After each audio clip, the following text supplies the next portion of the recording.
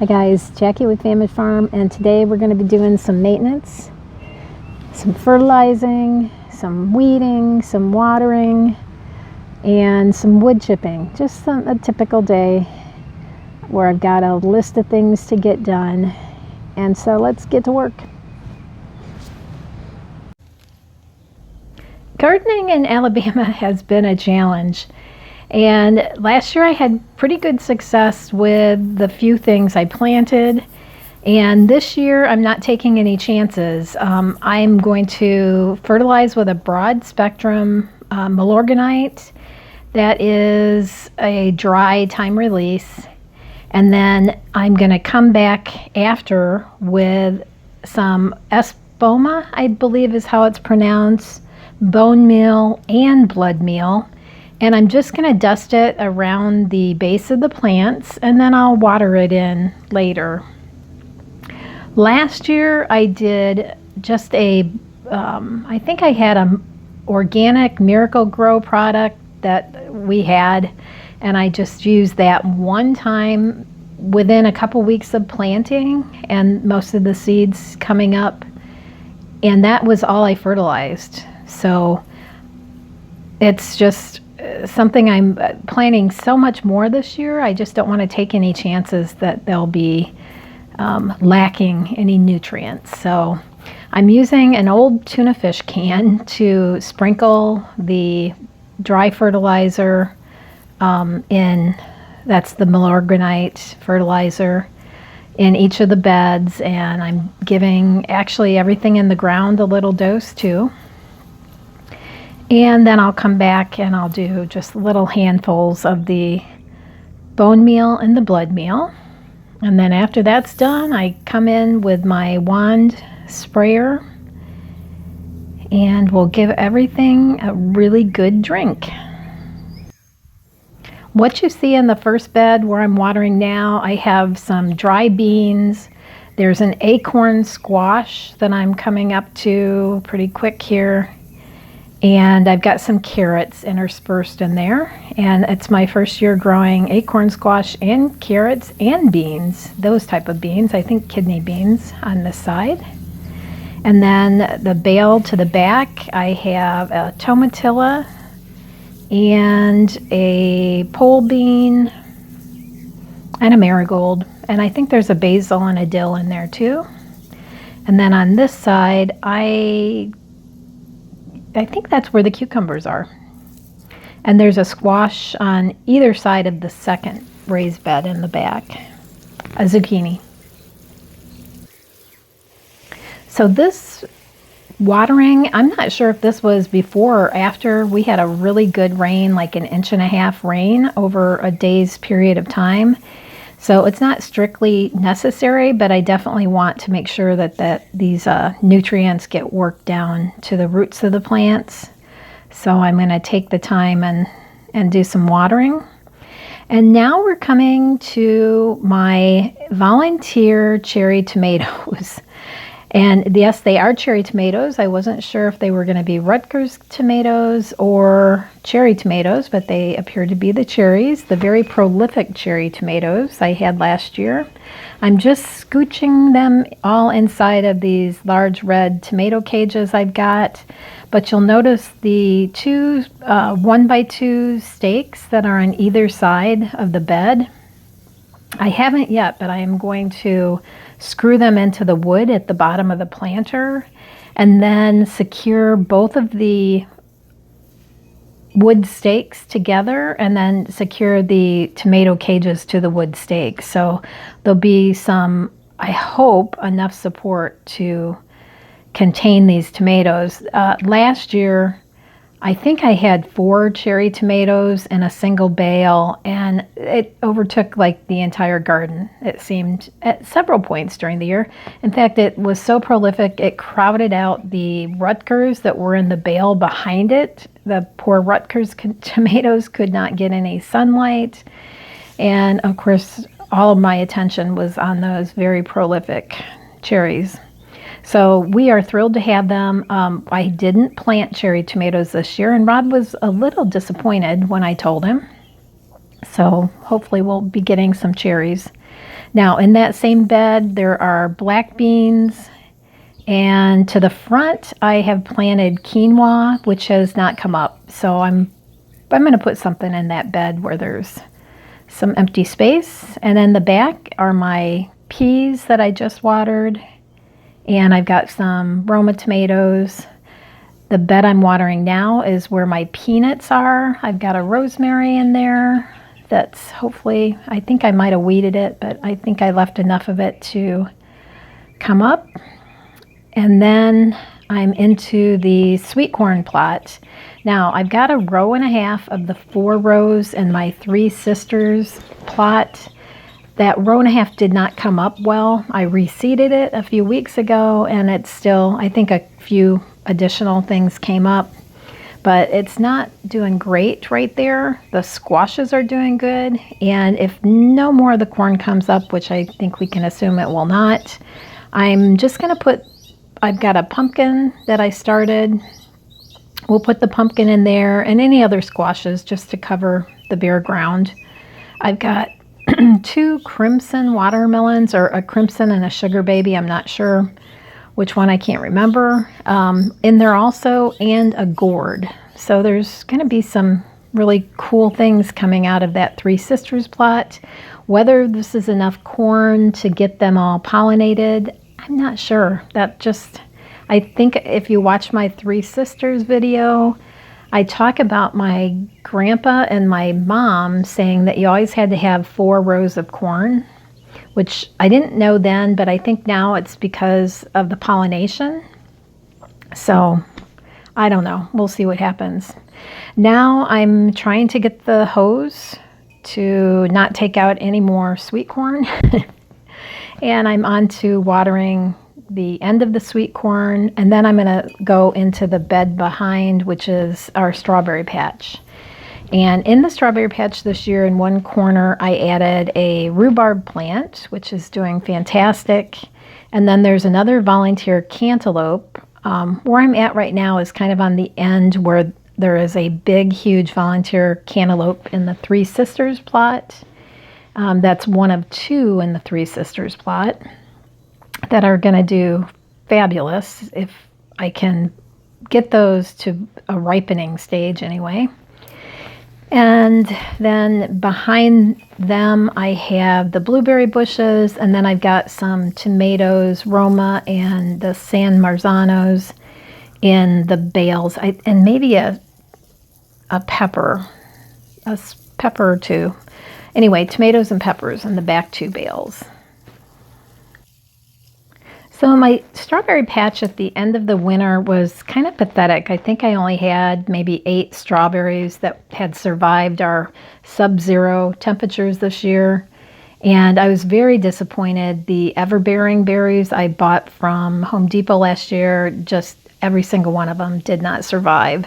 Now, partly my fault. I didn't cover them with anything, but I've read that as long as the plants are still green, you're not supposed to cover them. So I don't know. I probably should have covered them when we knew it was going to be that cold, but I did not, and they did not survive. If you add the strawberry patch cut in half and the fact that my 2 raspberries that I planted don't look like they're going to survive the herbicide drift from the field next door, when I saw M.I. Gardner having a sale on strawberries and raspberries, I jumped.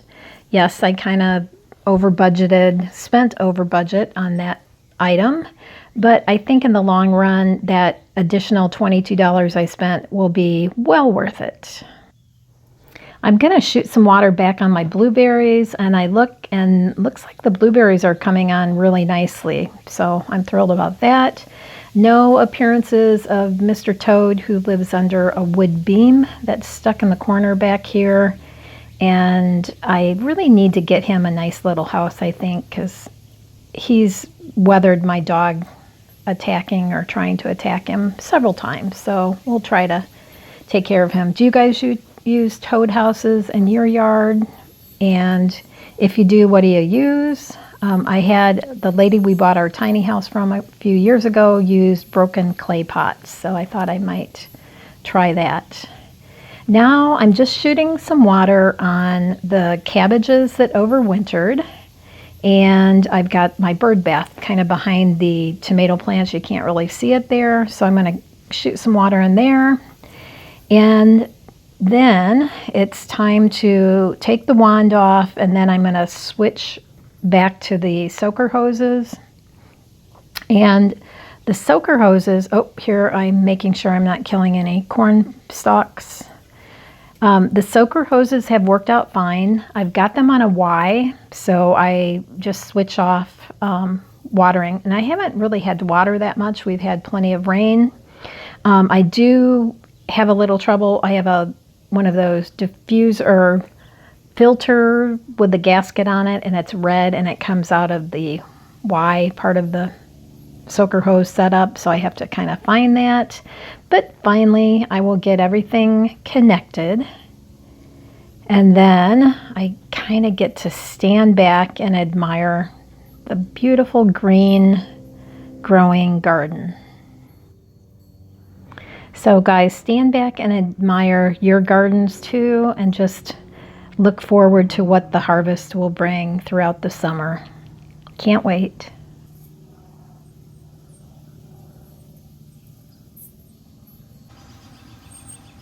It is a beautiful day to get some work done.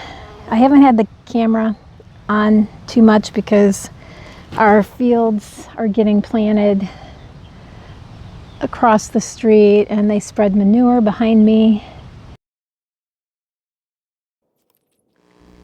And then, regardless of whatever noise, it won't matter because I'm going to have this chipper on. Now, this is our little Harbor Freight 1.5-inch chipper. And if you look at the reviews on it, I think it's, probably very average reviews, but I'll be honest, this is the second one we've owned. We had one at our tiny house that we had just a ton of branches and fall stuff that had to be chipped and shredded. We had huge tall grasses and baptasias that all required fall chipping. So I had a pretty good impression of it already. And as long as you keep the blades sharpened on this thing, I think it's just a wonderful little chipper. I love using it. I really, and my husband, every time I pull this out, he says I need to put ear protection on, and I just never listen. So here, I'm making a promise. I'm going to get over to Harbor Freight and get another pair of those and just put it right over the handle so I've always got them. So this is basically a $100 chipper. So for us, it was the price point I wanted, and we just don't have the ability to store a bigger chipper, although I would love a 3.5-inch chipper. So this one is what we have. And so for $100, I would say this is not a beast of a wood chipper. This is more like a little baby beaver, as you can see here. These are probably 1/4-inch to 1/2-inch little twigs, if you will. And the pile, if you're looking at the pile, the ones that I'm chipping are the ones on the right side. The ones that are on the left, that actually makes up my fire pit. And those are the ones I've rejected from chipping rather, because they're just too big. This chipper will not handle those. But all these little ones that we get a ton of, this thing just, eats them up. So I'm a big fan of this chipper. I do, every time I use it, or every other time, I do sharpen the blades, and it's easily accessible. I think there is 8 bolts that you take out one side, and then each of the blades is held in place by, in which there's 2, are held in place by 2 bolts each. And they're double-sided blades, so you can, sharpen both sides and then flip them over. It is for the price point, I think a nice little chipper. Now, the bad things about it, it's plastic. I mean, as you're feeding these twigs and small limbs into this thing, eventually it's going to break. and we have broken the insides of it, the chute, if you will, and I have patched it with duct tape and done about as much as we can to keep it going. So I would not be surprised if we'll be replacing this within the year, and I expect to replace it with the same thing unless hubby decides to give me a nice Christmas present of a 3.5-inch chipper. The other thing is that for some people, they're not gonna want to do the blade sharpening, but I think this is just part of chipping. I mean, think about it, the force that is put on these blades as these, you know, and that one was more like an inch size branch. So, you know, that takes a lot of power, and the blades get nicked and they get dull. So yes, you have to sharpen just as you would with a bigger one. So that is something that I'm more than willing to take on for a property that has mature trees, that is constantly dropping branches because of the wind we have also. This is, in my book, a necessity. And yes, I would love to have a great big huge one, but on the other hand, I might be afraid of a great big huge one. So this kind of just works for me and my style.